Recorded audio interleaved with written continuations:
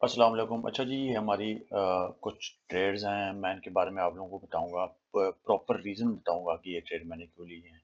और ये एक एक बहुत अच्छी स्ट्रैटेजी है, अगर आप ये स्ट्रैटेजी सीख जाते हैं, बेशक आप बिगिनर हैं, आप चीज़ों को अभी भी सीख रहे हैं, लेकिन आप चाहते हैं कि आपके हाथ कोई ऐसी स्ट्रैटेजी लगे जिस पे आप प्रॉपर काम करके फ़ॉरेक्स में कमा सकें। तो मैं प्रॉपर आपको स्ट्रैटेजी बताने वाला हूँ, इसके बाद आपने जाके प्रैक्टिस करनी है।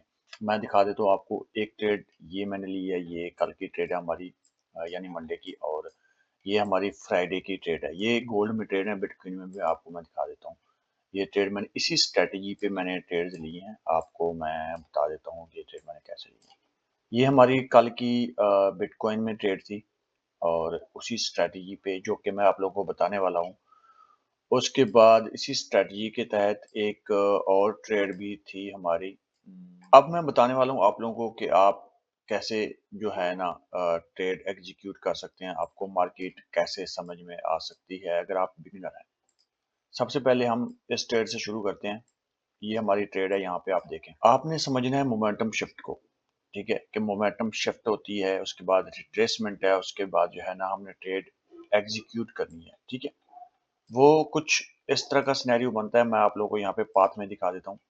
लेट्स सपोज मार्केट ऐसे करके गिर रही है नीचे, ऐसे करके मार्केट एक हाई बनाएगी, उस हाई को नीचे आके स्वीप करेगी, उसको दोबारा ऊपर ब्रेक करेगी यानी चेंज ऑफ करैक्टर करेगी। तो आपने रिट्रेसमेंट का वेट करना है, आपने किसी इस ऑर्डर ब्लॉक से या किसी भी लिक्विडिटी एरिया से यहाँ से अपनी ट्रेड को पकड़ना है बाई साइड के लिए, और इस हाई को आप अपना टारगेट रख सकते हैं, या इस हाई को आप अपना टारगेट रख सकते हैं यहाँ तक, ऐसे करके। ये हमारा प्रॉपर पाथ है। यहाँ से हो जाएगा हमारा कहते हैं स्वीप, यहाँ से हमारा हो जाएगा चेंज ऑफ करैक्टर यानी मोमेंट ऑफ शिफ्ट हो जाएगा, और यहाँ से आप जो है ना वेट करेंगे रिट्रेसमेंट का, आपका ऑर्डर ब्लॉक होगा यहाँ से, आप अपने ऑर्डर ब्लॉक और फेयर वैल्यू गैप से अपने ट्रेड को एग्जीक्यूट करेंगे यहाँ पे। ये सारा सिनेरियो है। इसके तहत मैं आप लोगों को बताऊंगा कि मैं यहाँ पे जो ट्रेड्स मैंने ली हैं वो किस तरह मैंने ली हैं। अब यहाँ पे आप देखें, M5 में आपको दिखा देता हूँ, ठीक है? ये M5 में मार्केट ने चेंज ऑफ करैक्टर किया था, ठीक है? और उसके बाद जो है ना यहाँ पे भी ये जो है ना प्रॉपर चेंज ऑफ करैक्टर नहीं है, क्योंकि हमारा जो एक वो है वो ये है कि कम से कम यहाँ पे 2 कैंडल क्लोज होनी चाहिए, ठीक है? अभी तक यहाँ पे 1 कैंडल क्लोज हुई थी, उससे नेक्स्ट कैंडल आ गई थी।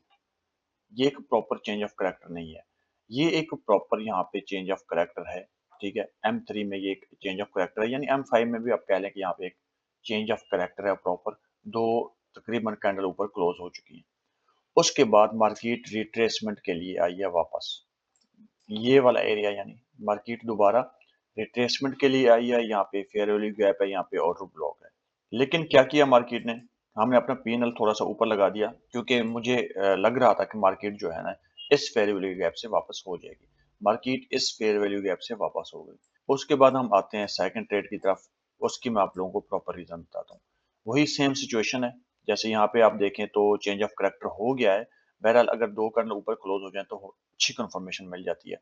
अदरवाइज आप यहाँ पे देखें तो मार्केट ने क्या किया, change of character, proper change of character किया है। मार्केट दोबारा इस ऑर्डर ब्लॉक से आई है, और यहाँ पे मार्केट ने टच किया है, और ऑर्डर ब्लॉक को टच करने के बाद हमें मार्केट ने टारगेट दे दिया।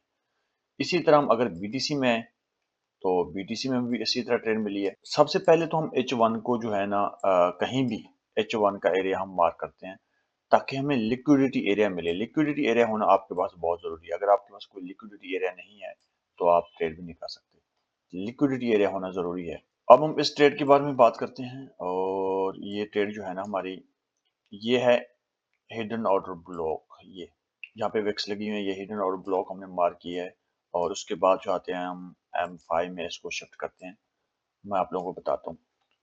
हमारा यहाँ पे हो गया चेंज ऑफ करैक्टर, और उसके बाद जो है ना मार्केट ने इस लो को स्वीप किया है। इस लो को स्वीप करने के बाद जो है ना मार्केट ने यहाँ पे चेंज ऑफ करैक्टर किया, और मार्केट दोबारा वापस आई है। अब ये वाला ऑर्डर ब्लॉक है M3 में, आपको मैं दिखा देता हूँ। M3 में तकरीबन वाज़ेह हो जाएगी, ठीक है? ये देखें, मार्केट ने इस लो को स्वीप किया है, यहाँ पे मार्केट ने चेंज ऑफ करैक्टर किया है, और मैं क्या एक्सपेक्ट कर रहा था कि ये जो ऑर्डर ब्लॉक मैंने मार्क किया है, ये वाला ऑर्डर ब्लॉक, यहाँ से मार्केट रिवर्स हो जाएगी। लेकिन मार्केट वहाँ से रिवर्स नहीं हुई। और उसके बाद जो है ना, हमने जो पीछे वाली जो लिक्विडिटी ज़ोन है प्रॉपर, हमने वो भी मार्क किया हुआ है। ये है लिक्विडिटी ज़ोन, ये M15 का ज़ोन है, M15 का ऑर्डर ब्लॉक है ये। सबसे पहले हमने ये मार्क किया। इसमें जब मार्केट एंटर हुई तो उसको हमने M3 और M5 में देखना होता है। तो मार्केट यहाँ पे एंटर हुई तो हमने M3 में देखना स्टार्ट कर दिया। M3 में ये हुआ कि मार्केट ने इस ऑर्डर ब्लॉक को रिस्पेक्ट नहीं दिया। मार्केट ने इस प्रीवियस M15 का ऑर्डर ब्लॉक को रिस्पेक्ट दी है। और यहाँ पे हमने पीएनएल लगाया हुआ था, और इस विक से नीचे करके हमने अपना पीएनएल रखा है, ठीक है। और ये हमने इसको प्रॉपर यहाँ तक नहीं रखा, अदरवाइज रखते तो हमें लॉस हो जाता है, इसलिए हम बाल बाल बच गए हैं, क्योंकि हमारा जो था वो नीचे था थोड़ा सा करके। और ये हमारी ट्रेड बहुत अच्छी चली है। उसके बाद जो है ना, मैं आप लोगों को और ट्रेड दिखा देता हूँ अपनी। अगर हम इसको M3 में देखें तो यहाँ से लेके यहाँ तक एक एक एक चेंज ऑफ करैक्टर हो रहा है, ठीक है। ये लो है, इस लो को मार्केट ने स्वीप किया। इस वीक ने मार्केट ने एग्रेसिव एक मूव दिया ऊपर, और यहाँ पे करके ये अप हो गया, यहाँ पे फेयर वैल्यू गैप। हमने क्योंकि यहाँ से ट्रेड करने की कोशिश की थी इसी रीजन के तहत, मगर वो नहीं हो सका। यहाँ पे आके प्रॉपर मोमेंटम शिफ्ट हुआ है, ठीक है। मोमेंटम शिफ्ट के बाद एक्चुअल जो हमारी ट्रेड बनती है वो बनती है, या तो इस ऑर्डर ब्लॉक पे हम ट्रेड पकड़ें, ये हमारा ऑर्डर ब्लॉक है, यहाँ से हम एंटर हो सकते हैं। अदरवाइज हम इस फेयर वैल्यू गैप से भी एंटर हो सकते हैं।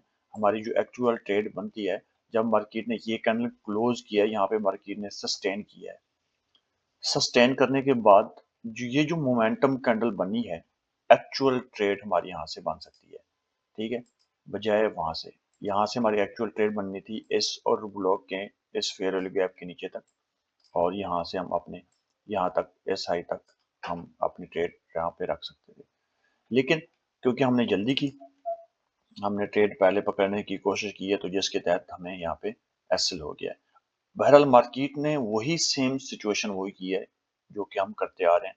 मार्केट ने वही अपने हिडन ऑर्डर ब्लॉक को टैप किया, वही मार्केट ने मोमेंटम शिफ्ट किया है, वही मार्केट ने यहाँ पे कंफर्मेशन देने के बाद मार्केट ने रिट्रेस किया, रिट्रेस के बाद मार्केट दोबारा उसी समत में गई है, ठीक है। ये कुछ रीजंस हैं जिसके तहत मैं ये ट्रेड ले रहा था। मैं मोस्टली इसी स्ट्रेटेजी को यूज करता हूँ, बहुत अच्छा वर्क करता है। आप भी सीखें, हमारे यूट्यूब चैनल को भी सब्सक्राइब कर लें, ताकि एंड आपको वीडियोस जो है ना मिलती रहें। और मिलती है आप नेक्स्ट वीडियो में। अपना बहुत ख्याल रखिएगा। अल्लाह हाफिज।